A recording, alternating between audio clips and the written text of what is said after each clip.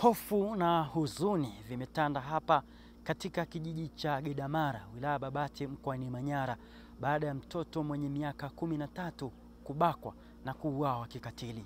Suzana Samuel, aliyekuwa mwanafunzi wa darasa la 6 katika shule ya msingi Ayatsea iliyopo hapa katika kijiji hichi, amefariki dunia baada ya kudaiwa kubakwa na kijana kisha kuuawa kikatili kwa kuvunjwa shingo yake pamoja na kiuno kisha kutobolewa na kitu chenye ncha kali katika maeneo ya katika macho yake pamoja na sehemu za siri.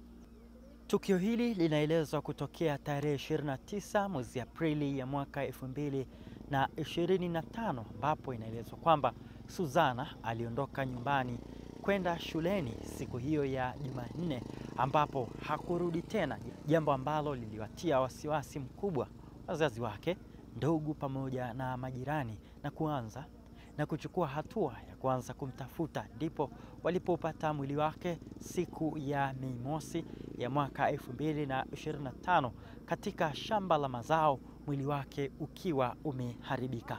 Ni ukweli ni kwamba huyo mtuhumiwa anaitwa Elias Daniel. Ndio. Umri wake ni miaka 26. Ndio. Na mkazi wa Gidamara hapo nani yuko chini ya ulinzi sasa hivi kwa tuhuma hizo za kuhusika na hilo tukio la kubaka. Hatua ya upelelezi yani bado upelelezi haujakamilika, kwa sababu kuna mambo ambayo ya kitaalamu ambayo hatuyafanyi sisi, tunategemea wenzetu. Kwa mfano, kuna masuala ya kutizama mambo ya DNA ambayo hatufanyi sisi, wanafanya wenzetu Dar es Salaam na Arusha. Kwa hivyo hilo ndio linatuchelewesha, lakini otherwise mambo mengine yote ya kiupelelezi yamekamilika. Mpaka hapo. Kwa jina naitwa Mwalimu Mbwambo, mwalimu wa ushauri na unasihi kutoka shule ya msingi ya Ayatsea. Kwa kweli tukio ambalo limefanyika ni tukio la kikatili sana, tukio ambalo limetusikitisha kama shule, jamii na wananchi kwa ujumla. Siku ya Jumanne, mwanafunzi Suzana Samueli alihudhuria shuleni na tuliwaruhusu mida ya saa 10 dakika 20. Baada ya hapo mwanafunzi huyo inasemekana hakufika nyumbani.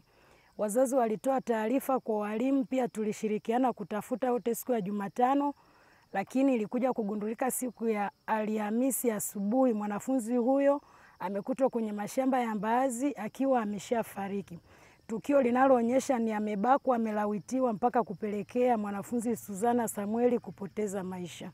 Kwa hiyo na washauri wanajamii wote kwa ujumla tushirikiane kuelimisha jamii kutokomeza tukio kama haya yanayotokea, pia kuwashauri wanafunzi kutembea kwa makundi ili kuepukana na ukatili wa kijinsia wa namna hii.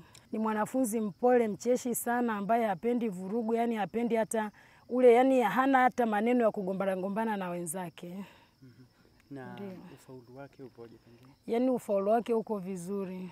Yuko vizuri kitaaluma, na kwa la kuongeza alikuwa ni mwanariadha mzuri. Tulifanya mazoezi ya kukimbia na alishika nafasi ya kwanza katika mbio za mita 1800. Alikuwepo na attendance zinaonyesha alikuwepo darasani, na hata wakati wa kuwatawanya nilikuwa mwalimu wa zamu, niliwatawanya na alikuwepo. Wito wangu na washauri wanajamii na wazazi kwa ujumla, tushirikiane katika kuwalea watoto wetu vizuri, na pia tushirikiane kutoa elimu namna ya kutokomeza ukatili wa kijinsia. Sisi kama walimu huwa tuna klabu za kuzuia ukatili wa kijinsia. Pia tuko na klabu zinaitwa UWAWA, ambao ni umoja wa wazazi na walimu. Wote tunashirikiana katika kutokomeza ukatili pamoja na Champions. Ni pigo kubwa sana na ni kitendo ambacho kimetusikitisha, kwa sababu haijawahi kutokea kwa wanafunzi kufanyiwa ukatili wa namna hiyo. Kwa kweli wanafunzi wengi sana hata kwenye msiba ule walikuwa pia wanahofu.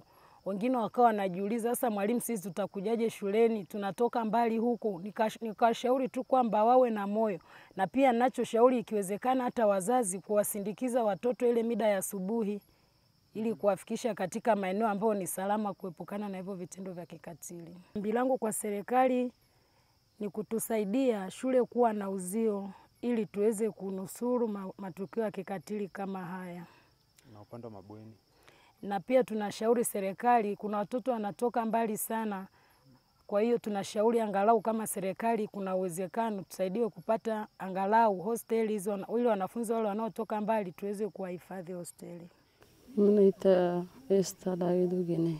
Mtoto wangu nimemsubiri mpaka usiku, nikasema labda iko kwa jirani hapa Gidamara. Asubuhi nikatoka, asubuhi nikachunguza, nikaenda shuleni kuuliza mwalimu kwamba mtoto wangu jana yuko shuleni. Akasema ndio, tumeruhusu mtoto kwenye muda saa 10 yuko shuleni, ila nasikia ameshuka mbugani nyumbani na hajafika. Akawa siku hiyo ni siku ya Jumatano. Tukafanya upelelezi, anasema labda mtoto ameenda mjini. Ameenda wapi? Atapotelea wapi mtoto hapo shuleni? Siku hiyo ni Jumatano. Asubuhi ametoa hatua kwamba tupige wangi, labda tutafute mtoto au mahali alipo mtoto tutafute. Alhamisi ndio mtoto akapatikana mashambani kwa ajili ya wangi, ametafuta ndio akapatikana mashambani. Wamefanyika ni kitendo mbaya, sijawahi kuona wala kusikia kwenye masikio yangu. Na mlimpata katika hali gani? Ameshakufa. Na tendo ambayo amefanyiwa ni tendo ambayo sijawahi kusikia hata siku moja, hata mnyama sijawahi kusikia. Shingo na hamna. Shingo amevunja na macho akachoma na mamti. Na viungo ya mtoto nasikia amevunja yote. Mimi sijaona kwa kweli, nimeleta marehemu jana, sijaona. Ni wale watu ambao wameenda kuosha, nasema marehemu yani kwa hali mbaya.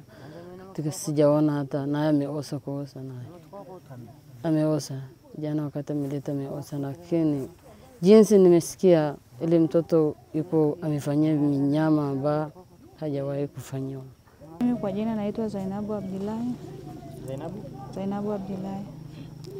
Na huyu mtoto ni mtoto wa mke mwenzangu. Mtoto alipotea siku ya Jumanne, ambapo mimi nilikuwa ni umbali kidogo na huyu mke mwenzangu. Mimi nimepata taarifa Jumatano jioni kwamba mtoto hayupo. Kweli ilituuma sana, siku hiyo hatukulala kweli. Tulikesha kutafuta hata mashambani, kutafuta hata kuulizia watoto wenzao waliokuwa naye. Wakatuambia kwamba Jumanne wa kwangu kulikuwa hakwenda shule, ila wajirani tulimuuliza wakasema alikuwepo shuleni, ila wenyewe walitangulia kufika. Baada ya hapo sasa tukasubiri, asubuhi wanaume wakaamka. Ndio hivyo wakapiga yowe. Baada ya kupiga yowe wakaenda kumtafuta. Sisi tukaenda nyumbani kwa mama huyu. Baadaye tunaletewa taarifa kwamba mtoto amepatikana, lakini amefariki. Amepatikana katikati ya mashamba ya alizeti, mahindi na mbaazi. Kiukweli sehemu aliyepelekwa huyu mtoto amepelekwa mbali kabisa, yani hata hapo ingekuwa hata angepiga wangi ya aina gani, hamna hata mtu hawezi kumsikia. Kiukweli liuma sana. Baada ya hapo tulibaki tu sasa kumuomba Mungu, na ikapelekwa mochwari. Sisi tukarudi nyumbani kuomboleza. Kwa taarifa sisi tuliyopata ya huko, mtoto kitu alichofanywa ni mbaya sana. Mtoto wetu anaangia hapa kichwani, hata tujui ndo amepigwa, macho ametobolewa. Alafu huku chini kwa walioenda kumosha wanasema hamna kitu, ila sisi tulibahatika tu kuona uso. Kweli mtoto wetu amefanywa kitendo cha kikatili sana, inatuuma sana jamani. Yule kijana kwa jina hatumfahamu, ila ni kijana tunayeishi naye kule. Anakaa kambi ya jirani pale, anachungaga maeneo yale, na ni kijana ambaye siku zote tunashirikiana pale. Anakuja anachunga na watoto wetu pale, anakuja kunywa maji pale, saa zingine anaomba hata chakula tunamlisha. Hatukujua kama ndo anafanyaga matukio hayo. Ili niuma sana kusikia ni yeye ndo kafanya hiyo tukio. Kweli inasikitisha sana. Na sio mgeni kwenye macho yetu, ni mtu ambaye ameletwa hata tangia mwezi wa kwanza. Yuko pale kwa mzee Gombe, anafanya kazi ya kuchunga ng'ombe za yule mzee. Na ni tukio moja mbaya sana. Kwa angalizo yangu jamani, sisi sasa hivi tunaogopa, hata hatujui watoto wetu wanafikaje shule. Na tunaiomba serikali tusaidie, hata angalau watujengee hata bweni za watoto kwa watoto walioko mbali. Tunateseka sisi, tutasindikiza watoto shuleni jamani. Kweli sisi maeneo yetu pale, hii barabara ni mbali kidogo, manyumba yako mbali mbali.